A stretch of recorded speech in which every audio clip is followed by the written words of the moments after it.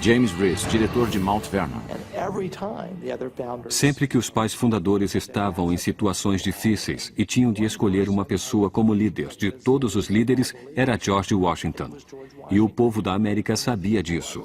Nunca houve um presidente tão amado por tantas pessoas na América do que George Washington.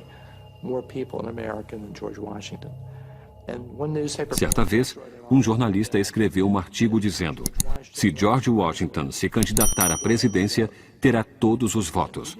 Ele não falou sobre todos os votos do pleito, falou sobre todos os votos de todos os americanos. Talvez George Washington era tido como um deus. Mas por que um deus grego? E por que estava com o tronco nu? O Congresso comprou a estátua de Washington e ficaram desconcertados quando descobriram que Washington tinha apenas um tecido sobre o colo. Christopher Holden, escritor. O público detestou. Um dos primeiros comentários foi que parecia que ele estava saindo da banheira para pegar uma toalha. Nathaniel Hawthorne disse que nem a mãe de Washington o teria visto nu. A estátua foi retirada do Capitólio em 1964 e agora está no Museu Nacional Smithsonian de História Americana. Mas outra lembrança do legado de Washington permanece no Capitólio, como sugere o livro. Há uma estrela incrustada no piso inferior, na cripta do Capitólio. Eles tensionavam enterrar George Washington no Capitólio embaixo da estrela, e isso teria sido muito simbólico. O túmulo de Washington, que nunca foi usado por ele, ainda estava embaixo daquela estrela central. Embora não tenha sido citado no livro, a resposta do porquê Washington não foi enterrado no Capitólio se remete à noite de sua morte, Mount Vernon, Virgínia. Em dezembro de 1799, aos 67 anos, Washington veio a falecer de uma grave infecção de garganta. Pouco antes de sua morte, enfraquecido pela sangria, pediu a Martha que fizesse um último favor. Ele havia escrito 2 testamentos, e as 2 cópias foram levadas a ele, e pediu a ela para queimar uma na sua frente. Nunca saberemos o que havia no testamento que foi queimado.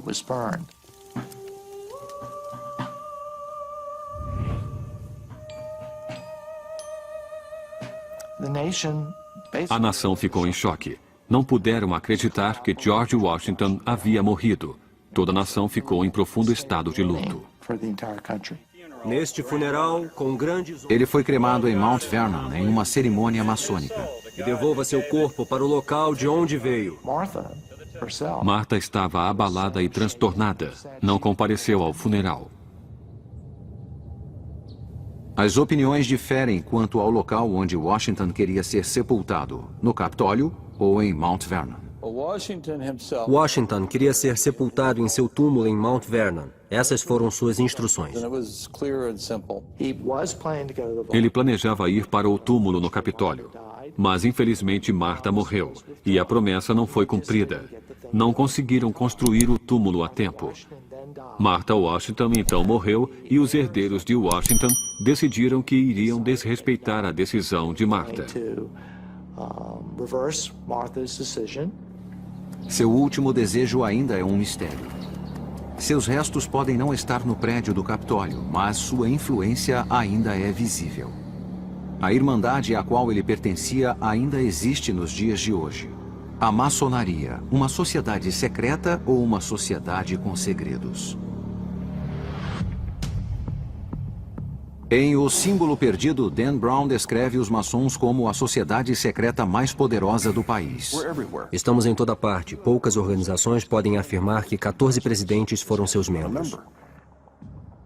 O livro descreve uma sala maçônica privada dentro do prédio do Capitólio. É chamada de Câmara de Reflexão. Isso é verdade? Tal sala existe? Ou o livro distorceu a verdade para causar um efeito dramático? A Câmara de Reflexão é real. Há lojas ao redor do mundo que as têm. Nos Estados Unidos, apenas algumas.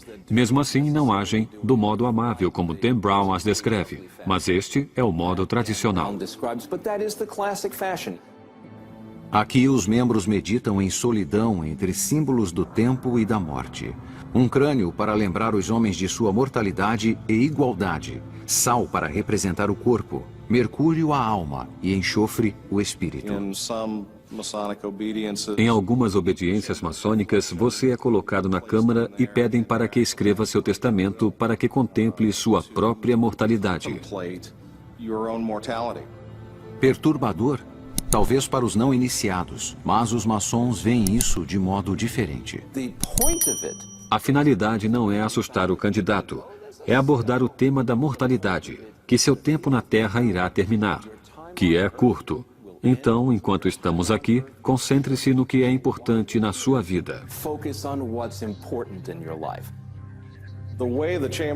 A Câmara de Reflexão no livro de Dan Brown é apresentada como se os maçons tivessem uma em alguma parte de seu escritório, ou talvez em sua casa.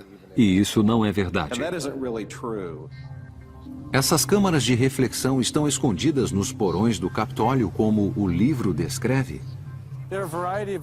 Há vários níveis desde o sótão até os porões. O que estão vendo é um filme do arquivo verdadeiro. Nos porões, como é apresentado no livro, eles não existem mais. Eles foram demolidos para a construção do Centro de Visitantes do Capitólio, inaugurado em 2008. Alguém as usou para propósitos particulares, maçônicos ou outro qualquer? Há salas nos porões do Capitólio, mas não sei se foram usadas pelos maçons. Portanto, as câmaras de reflexão existem, mas a presença delas no Capitólio, no livro de Brown, é ficção. No livro, um aluno descreve a maçonaria como uma religião, mas o professor Landon discorda. Ele afirma que eles não tentam converter pessoas e que, na verdade, são proibidos de discutir religião. Vá à loja e você pode achar alguma coisa de seu interesse, pois os maçons não recrutam, então dependemos de outros meios.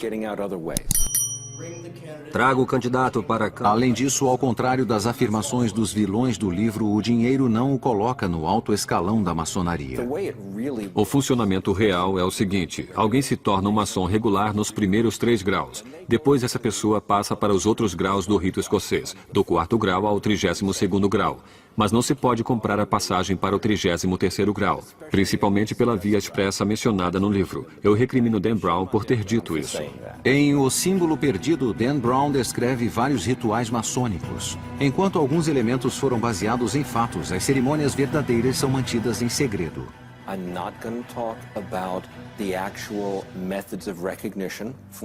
Não vou falar sobre os métodos reais de reconhecimento entre os maçons, nem sobre detalhes do ritual, não porque haja algo ruim nele, mas porque não falamos sobre isso.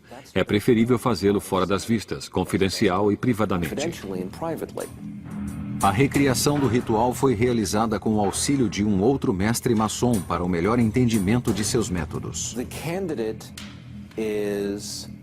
O candidato é levado à loja sem saber como será essa experiência. O candidato não vê a loja porque está vendado. Como parte do ritual, ele é levado para um passeio pela loja, dentro de um certo padrão.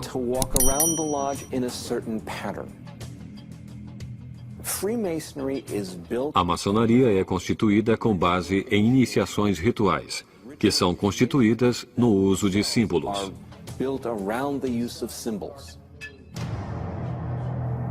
Os rituais acenam às origens maçônicas.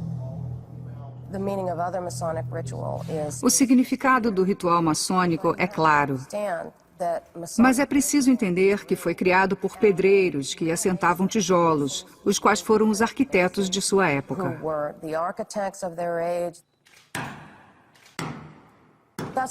Esse é o propósito do ritual, nos manter ligados ao passado e às nossas crenças.